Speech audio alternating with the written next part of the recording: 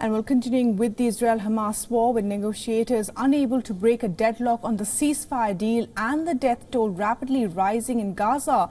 Global pressure is mounting on Israel's staunch ally, the United States. Washington has now given Israel until mid-March to give assurances that it will abide by international law and allow humanitarian aid into Gaza.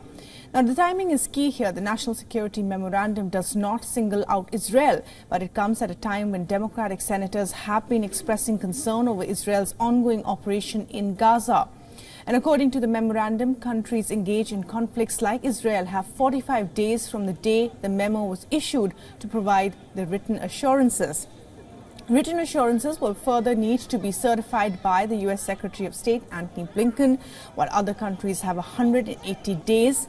Now, if the assurances aren't provided by the deadline, the U.S. weapons transfers to these countries will be paused, which includes Israel, of course. The memorandum also requires the administration to provide an annual report to Congress on whether countries are adhering to international law. Reports say that the Israeli officials have been briefed about the memorandum by their U.S. counterparts. A draft letter said they need to sign to comply has been given to the Israeli officials. A White House National Security Council spokesperson also said Israel has already indicated that it anticipates being able to provide the relevant assurances. The U.S. spokesperson further added that the memorandum did not impose new standards for military aid. It only provides a transparent, consistent structure for obtaining assurances for compliance with pre-existing standards.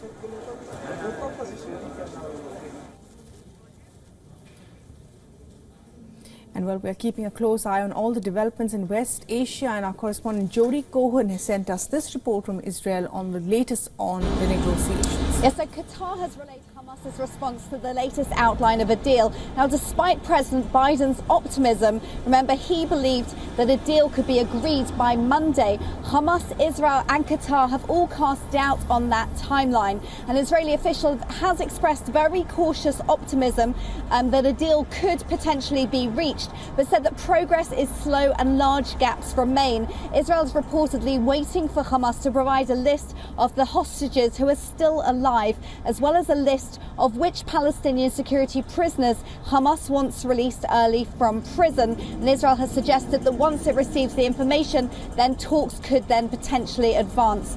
Now, on aid, Israel has said that it has video evidence that Hamas is stealing 60% of the aid that's meant for Gazan civilians, and said that aid inspected by Israel for weapons has been waiting for days to be picked up by UN agency for the Palestinians, UNRWA.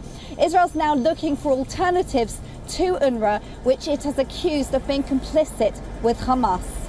For all the latest news, download the WION app and subscribe to our YouTube channel.